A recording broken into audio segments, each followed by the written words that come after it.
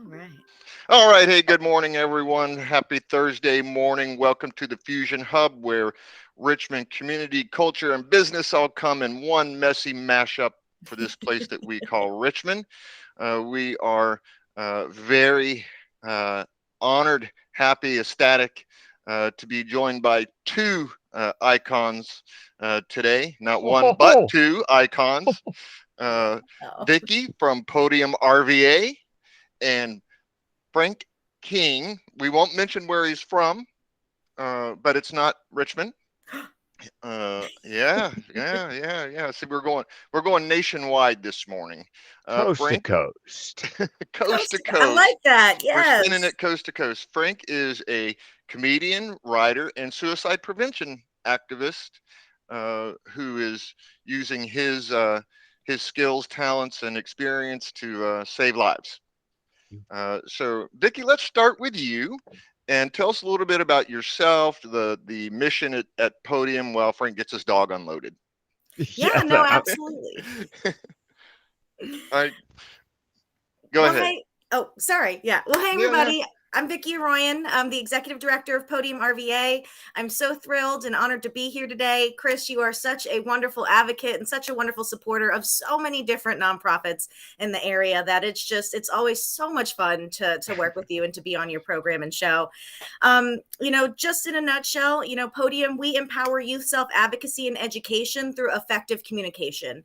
And we really work to build a world, a Richmond, where a child's school does not limit their opportunities in life.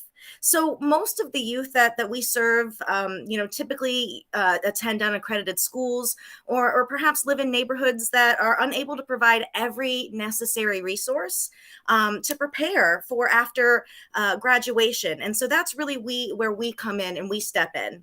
So we focus on building educational equity by creating youth-centered spaces for self-directed growth, right? Focusing specifically on writing and public presentation, right? Because they're the commonalities among professional fields. Chris just said it himself.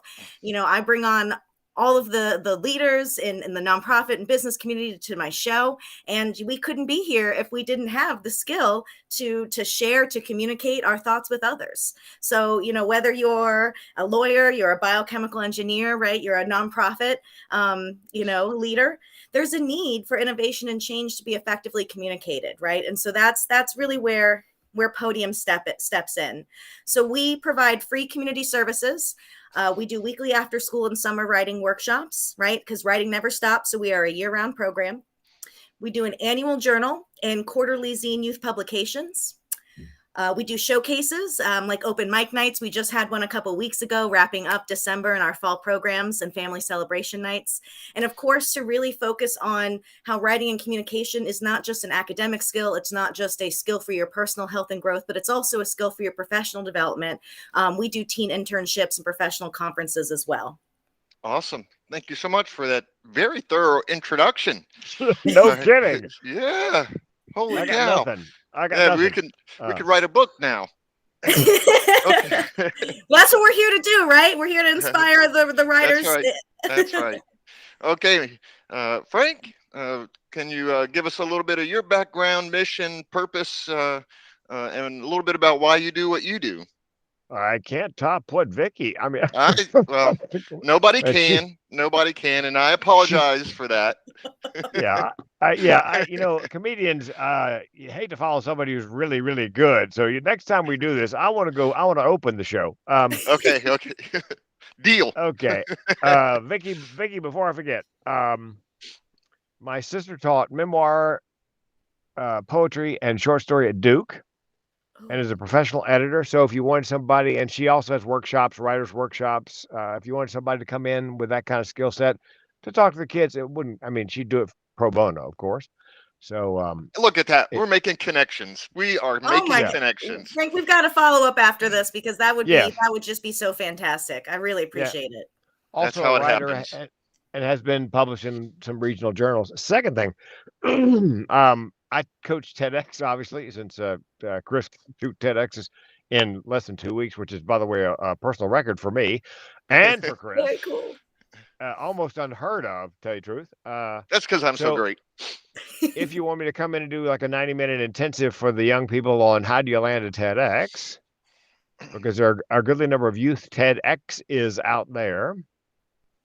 The last thing I would suggest is anybody can put on a TEDx. It's a little labor intensive and you need volunteers, but I would recommend for you to throw a TEDx, TEDx RVA, I guess, or something similar.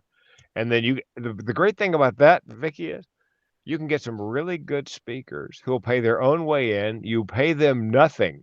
So you can, like Chris, you can throw a great show, and all the proceeds, because I would recommend you charge for the tickets, go back into the pot for the following year's TEDx talk. So anyway, I think I don't know if you considered that or not. And if you we haven't, but I would love to, because that's part of elevating youth voices and getting their stories, their perspectives, their research, their thoughts out there. I love that. Let's do it. Yeah. Only thing I ask in return is that both Chris and I get a spot on the TEDx. Oh, of course. Oh, no doubt about it. Yeah, you got to create your own opportunities, That's Becky. funny. Okay, here's the deal. I started comedy in 4th grade. I told my first joke. The teacher knew that I needed to wear glasses, and she knew that I really didn't like wearing my glasses because I was vain then. I am vain now. And back in the 60s, there were no fashion frames, Vicky.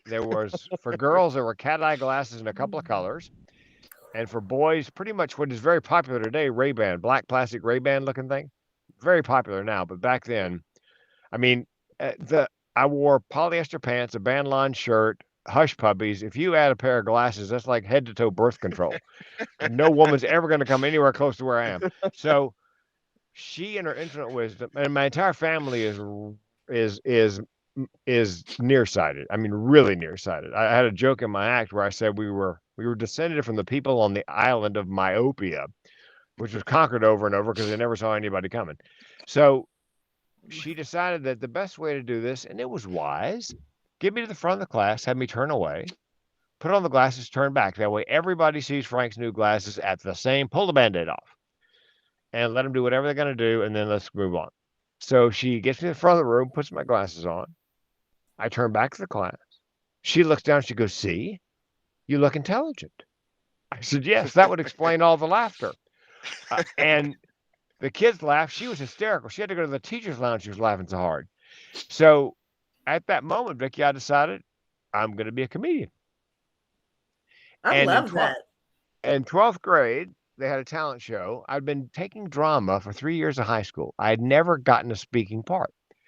So by senior year, 2nd semester, I thought to myself, I see a pattern. And if I do stand-up, I can write, direct, produce, and star in my own little show every night. So I did the talent show, and I won. And here's how I realized years later how I know I should be doing spoken word. Because in my senior term paper, I almost didn't graduate because I got an F on my senior term paper. Ooh. And the teacher actually wrote on there, "Did you write this?" And I said, "Was it that good?" She goes, "No, it's that bad." Oh. She goes, "Yeah, right. Well, get this." She said, "You're so well spoken." I said, "Well, what's wrong with it?"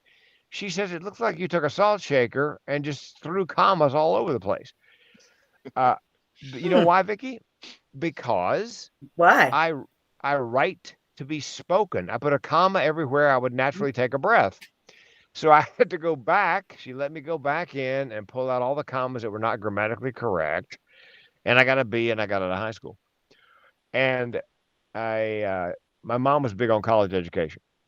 I said, "Mom, I'm going to be a comedian." She goes, "You're going to college first." I went to UNC Chapel Hill.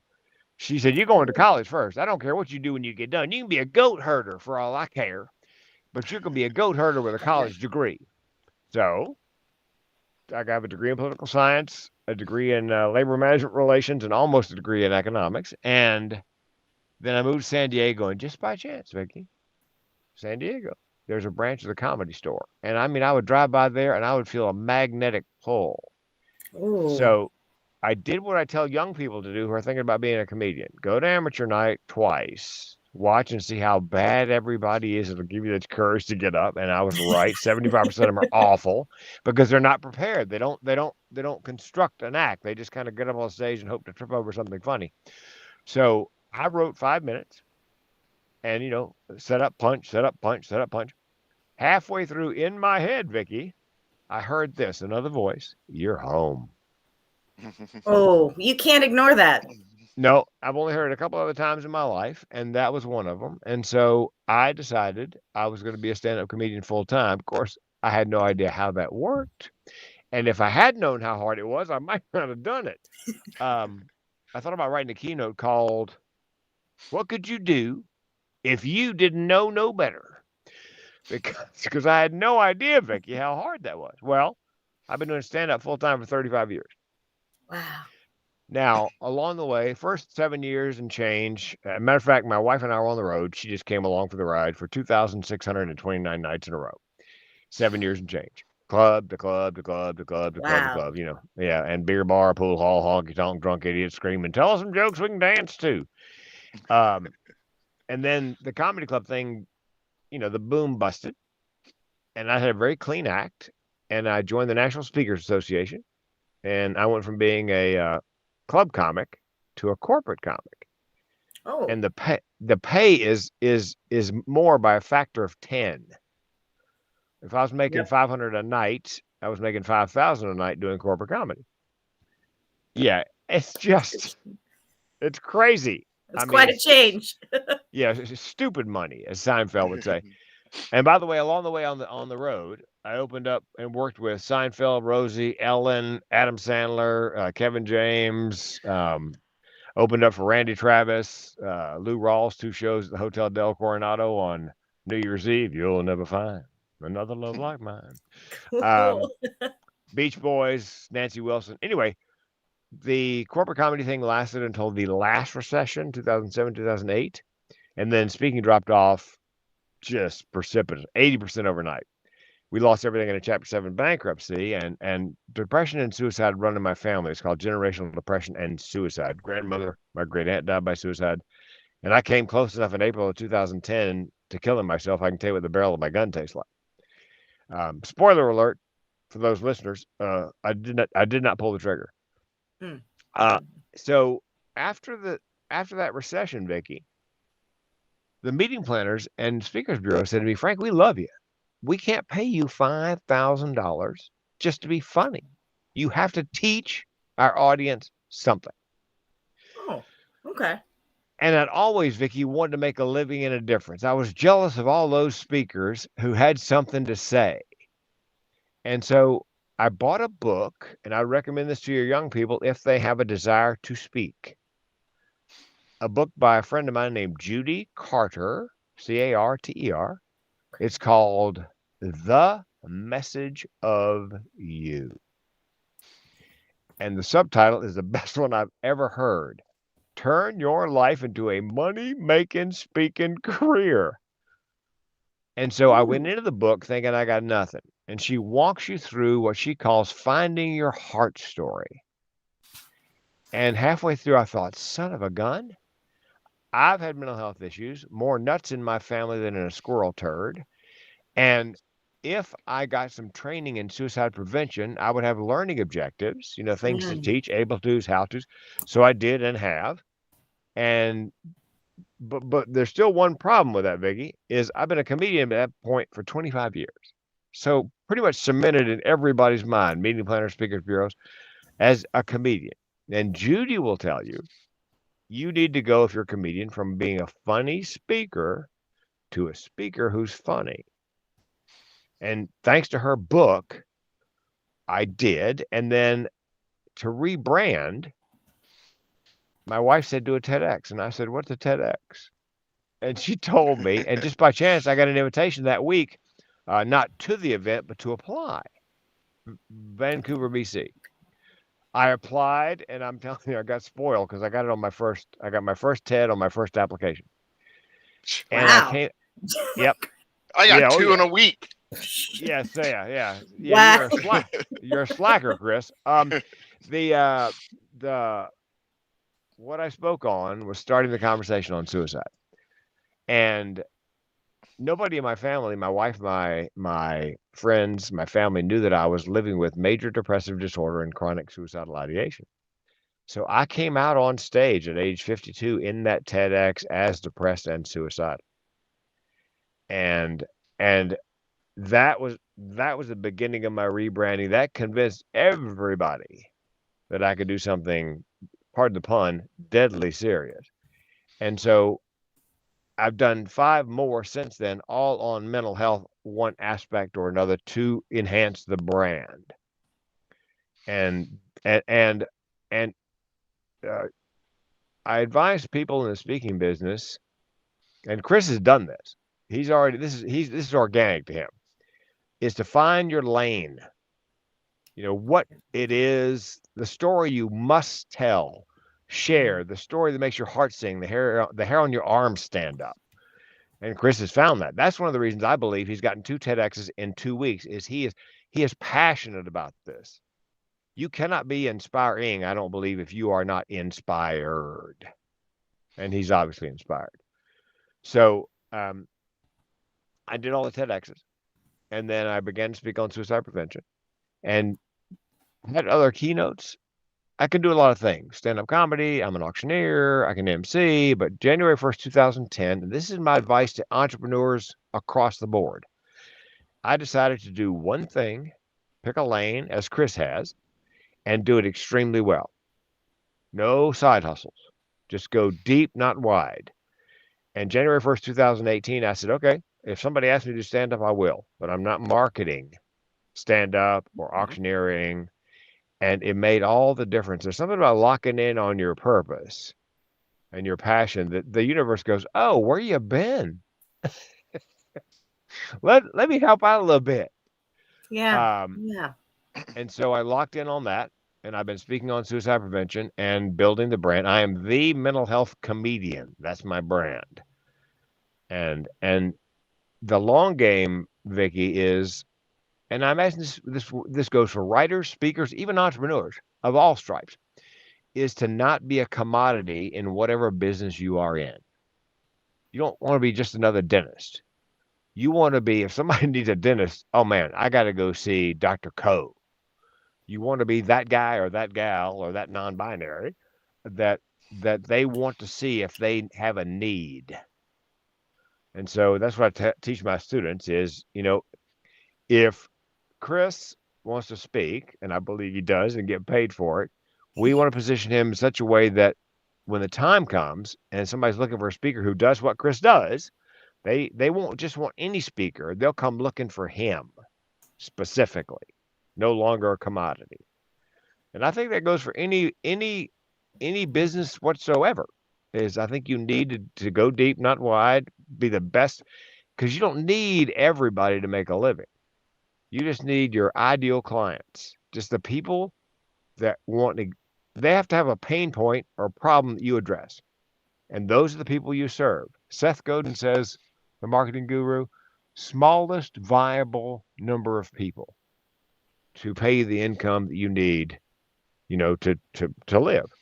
Don't go after everybody. Find your tribe. I'm a big believer in finding your tribe and serving them well. Yeah, and that's what I tell my. Okay, Chris, I'm sorry. No. I had to top Vicky. Look. We put the bar out there, and you made it. So Thanks. Congratulations. But what I wanted to do real quick for each of you is if you could just give us some contact information. How do we get hold of you, Vicky, if we want to get involved in Podium RVA? Oh, I love that. Well, if you can't see on the screen, because our website and my email are behind me on my screen, but I know it's a little tiny. So if you want to connect with us, our website's probably the best place to start because it's got all of our programs, all of our publications, several showcase videos.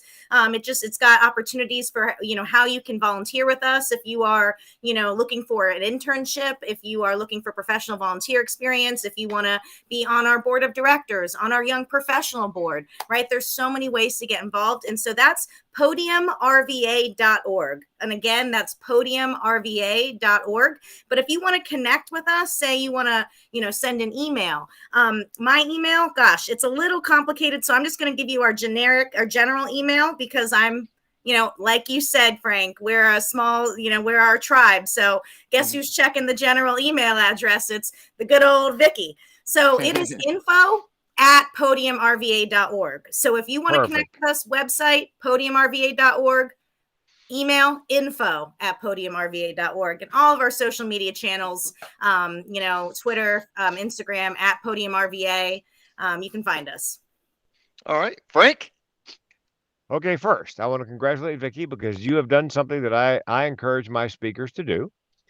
Is that if you look at my social media at the bottom of my Gmail, my signature, the branding is the same: Instagram, Twitter, LinkedIn, Facebook. It's the Mental Health Comedian or the MH Comedian for Twitter, because they only allow you so many. But it is. So if a meeting planner goes to any of those, they see my brand, YouTube. Secondly, Vicky, there's a recommendation for you if you have young people who have mental illness. During the pandemic, the suicide rate actually came down by 1.5 points, except in one demographic: youth. Yeah. And there's an outfit called This Is My Brave. Do you know? I've heard of it. Actually, talk a little bit more about that, because I've heard of it, but I don't know enough to speak. Well, thisismybrave.org, O-R-G. 2 women executive directors. One lost a son, a teenage son, to suicide. That's why she got involved 5 years ago. And it was simply This Is My Brave. And now they have an offshoot called This Is My Brave Teen. And what you do is you go in as a teen and you audition 5 minutes of your story. And if they select you, then the night of, it's usually a theater show, recorded on video, you do 7 minutes of your story. And the idea is to let other teens know, because oftentimes when you have mental illness, trust me on this, you think you're alone. Nobody else is going through this. The woman who's the executive director, co-executive director, believes if her son had been involved in this teen program and realized how many people were in the same boat, that he might still be here today. So, and you could drop my name, say, Frank King, the mental health comedian, said to give you guys a call. And Vicky, I don't know how many volunteers you have, but you can say, listen, we want to put on one of those every year. Send me the details. So, just an idea. I signed up for the newsletter while you were talking. So. Yeah, well, absolutely. That's very incredible. In fact, they've got an encore teen performance up on their website right now. Yeah. So I think since you work with teens, that would be okay. Now I'm done networking. Never done networking. My wife. Yeah, ABC. Not always be closing, always be connecting. My wife would tell you, if you said describe Frank, he collects people and he connects people. It's the way I was raised. Okay. The way to get hold of me is 2 ways: the mental health comedian, or Vicky, being from North Carolina, the mental health comedian.com. If you're angling to get a TEDx, and I'm not guaranteeing we can get you 2 in 2 weeks like Chris got, but yeah, I know, overachiever. It would be yourtedxcoach.com. And if you go to the mental health comedian, I and 2 co-authors have written a 4-book series on men's mental health. And at the Mental Health Comedian, there's a free download of an MP3 of the audiobook version, unabridged, and I narrate it. So it's a mental mechanics manual. It's got resources and exercises, and we sell more to women than we do to men, because I think women have a guy in their life they just can't figure out how to help. So book number 1. I know that's true of my wife. Yeah. Yeah. Book number 1 is free download. If you go to yourtedxcoach.com, Vicky, there's a free download of a PDF, the 6 things you can do to kill your chances of landing a TEDx talk. There's a download of a 3-session sampler, about 30 minutes of my online TEDx coaching course, which is the same material that I'm teaching Chris, but just without the individual, Zooms. And it seemed like there's something else. There's a PDF. There's that. I'm giving something else. Anyway, there's another freebie there somewhere. Oh, I know. It's a half an hour free TEDx coaching session. If you put your email in, you get all 3 of those at yourtedxcoach.com. And Vicki, offline, if you want to talk about, throwing a TEDx, I'd be happy to help flatten out the learning curve for you. I really appreciate that. I'm on your TEDxcoach.com right now, so I appreciate it. She is so quick. So quick. I can feel you. I feel you out there. Well, you should have gotten a little pop-up that says, "Hey, for an email address." If you scroll just a little, it'll pop up. Sign up now for some awesome freebies. I see it. That's right. All right. Well, that is going to do it for this first show. But I am happy to say that you are both coming back after our quick break. We got to pay the bills. Nobody does this for free. Airtime costs money, so we got to give folks like Talking Monkey Media, who is our show sponsor. We got to give them time for. And Vicki, you're free to go to their website while we're talking if you'd like. We got to give them time to get their message out so that we can continue to do great things for nonprofits here in Virginia. So with that, hold on just one second and let's take a quick commercial break.